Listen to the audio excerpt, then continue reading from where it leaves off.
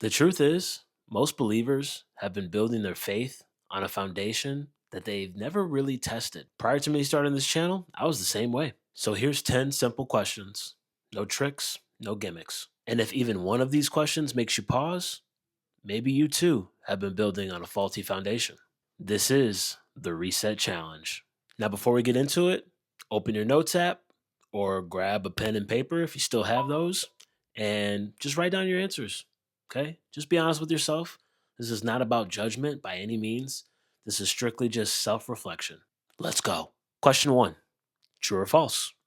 When a person dies, they immediately go to heaven or hell based on if they are a believer or not. Feel free to pause in between these questions if you need to write down your answers or think a little bit. Totally cool. Question 2: when interpreting scripture, which approach is most reliable? Is it A, trusting pastors, theologians, and church tradition? B, reading the Bible devotionally and forming your own personal interpretation? C, studying scripture in context using the original language, historical setting, and cross references across the entire Bible? Or D, I'm not sure. Question 3: according to scripture, who are God's chosen people?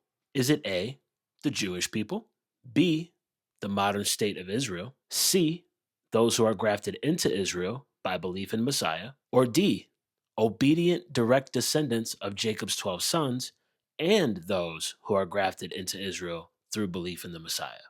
Question 4: why were the sun, moon, and stars created according to Genesis? A, to provide light for the earth, B, to give the earth its proper orbit in the solar system, C, to mark time and feasts according to God's calendar, D, A and C, or E, I'm not sure. Question 5: who is Satan according to scripture? A, a fallen angel who rules over hell, B, the symbolic representation of evil, C, an adversary whose primary weapon is deception against humanity, or D, I'm not sure.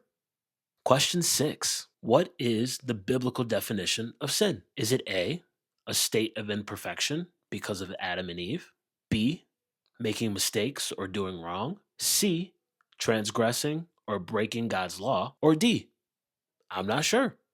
Question 7: what do you believe about the name of God? A, God has no specific name other than generic titles like God or Lord. B, the exact name of God isn't important. C, the Bible preserves God's name, but modern translations have replaced it. Or D, I'm not sure. I've never studied the name of God. Question 8: which statement best reflects the creation structure in Scripture? A, the creation story is mostly symbolic. B, Scripture is poetic, but science explains the universe. C, Scripture describes a structured creation with heavens above, earth below, waters above and below, and the celestial bodies to govern time. Or D, I've never studied biblical cosmology. Question 9: where will God's kingdom ultimately exist? A, believers will live eternally in heaven. B, the kingdom is purely spiritual. C, God's kingdom will be restored on earth. Or D, I'm unsure. And finally, question 10: what role do we as believers play before Messiah returns? A, waiting to be raptured before the tribulation. B, living morally until we die. C, making disciples and enduring tribulation until Messiah returns. Or D, I'm unsure. Thinking, thinking, thinking, thinking. All right, let's go back to the top. Question 1: according to scripture, when a person dies, they immediately go to heaven or hell, depending on if they are a believer or not. The answer is false. Scripture actually describes death as a state of sleep. There is not an immediate transition to heaven or hell based on if you are a believer. Verses like Ecclesiastes chapter 9, verse 5. The dead know nothing. John 11:11. Messiah describes Lazarus as asleep, not in heaven or hell. 1 Thessalonians 4:16. The dead are raised at the return of the Messiah, which implies they haven't gone anywhere yet. In fact, the idea of immediate heaven or hell is actually rooted in Greek philosophy. It's not found anywhere in Scripture. This one pillar alone can reshape everything that we think about salvation and the afterlife. Let's continue. Question 2: when interpreting Scripture, which approach is the most reliable? The answer is C. Studying scripture in the original language with historical context and cross referencing the entire Bible. See, our traditions feel a lot like truth until we've actually tested it. But verses like 2 Timothy 2:15 doesn't say trust your pastor. It says to rightly divide the word of truth. And that requires personal work. Nobody can do that for you. Question 3. According to your understanding and according to scripture, who are God's chosen people? The answer is D. Both direct, obedient descendants of Jacob's 12 sons and those who are grafted into Israel by belief in Messiah. Now, I know this is not a popular answer, but Romans 11 is very clear about the grafting in of Gentiles into Israel based on their belief in Messiah. See, being born into a bloodline does not make you God's chosen people. Obedience does. But nonetheless, there are still prophecies yet to be fulfilled that pertain specifically to the 12 tribes of Jacob. We're going to spend a lot of time on this one in later videos. Question 4. Why were the sun, moon, and stars created according to Genesis? The answer is D, both A and C. Genesis 1:14 is very explicit here. The lights in the firmament are for signs, seasons, days, and years. The Hebrew word here for seasons is moedim, and it means appointed times, referring to the feasts. So the sun and moon aren't just light sources. According to the Father, they are part of his biological clock, and that clock is written into creation itself. It's no wonder why the coming Antichrist will think to change times and laws. But we'll get back to that in another video. Question 5.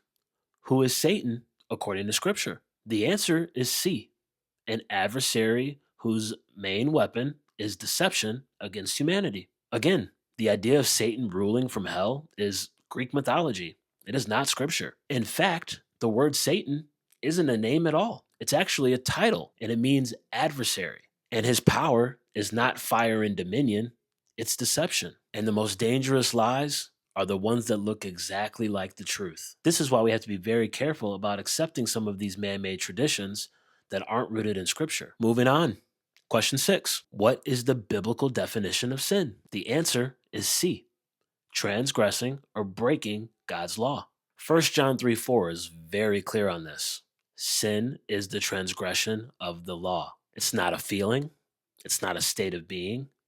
It's breaking the Father's commandments. This matters a lot because if sin has a direct definition, then righteousness has a direct definition as well. And that definition does not come from the church. It comes from the Torah. Question 7. What do you believe about the name of God? Now, this question is subjective, but the answer is C. The Bible does preserve God's name, but our modern translations have removed it entirely. See, the name of the Father, Yahuwah, appears in Scripture 7,000 times. I want you to think about that for a second. 7,000 times the Father's name was rooted in Scripture, and our modern translations removed it. In most of our English translations, his name was replaced with the title Lord in all caps. The word Lord in several languages means Baal. That's a problem. This wasn't a translation decision. This is direct substitution, adding, or in this case, subtracting from the Torah. But we'll go deeper on this later on in the series. Question 8. Which statement best reflects the creation structure in Scripture? The answer is C, heaven above, earth below, waters above and below, and the celestial bodies to govern time. Despite modern belief, this is not poetry. Genesis, Job, Psalms, Isaiah, even Revelation all describe earth the same way. This is what we call biblical consistency. Across different authors, across different time periods spanning thousands of years, the message is still the same. At minimum, this deserves some deeper study. We obviously can't settle this in one answer, but we'll dive deeper later on in the series. Question 9. Where will God's kingdom ultimately exist? The answer is C. God's kingdom will be established here on earth. Verses like Revelation 21:3. The dwelling of God is with man. This is not man going up to God, but God coming back to dwell with man, just like he did in the garden. Matthew 6:10. The famous Lord's Prayer. Your kingdom come on earth just like it is in heaven. The kingdom is not an escape from earth, it's the restoration of earth. And finally, question 10. What role do believers play before Messiah's return? The answer is C, making disciples and enduring tribulation until Messiah's return. One of the most popular beliefs in Christianity is the rapture, the idea that believers will be taken away before the tribulation begins. This idea is not found anywhere in Scripture. The most commonly quoted verse to support this is 1 Thessalonians chapter 4, but this describes a taking away of believers who are caught up with Messiah in the air at the time of his return, not before. If you don't believe me, take Messiah's own words. Matthew 24:13. He who endures until the end will be saved. Endurance implies presence. We're not called to escape. We're called to persevere to the very end. So there it is. 10 questions exposing 10 fundamental cracks in the foundation of faith amongst many believers, myself included. Now, what all 10 of these questions have in common? The answers aren't my own. They are founded and rooted solely in the scriptures. And this is why we're doing the reset. We are going to go back into the text together to rebuild this foundation of faith, one pillar at a time. No traditions of men, no false assumptions, just understanding the text as plainly as we can. So, how'd you do? Let me know in the comments. If you think I'm dead wrong on some of these things, let me know in the comments. Let's talk about it. As always, if this video and others bring you value, please hit that like, subscribe, and I hope to see you for the rest of the series. Till next time.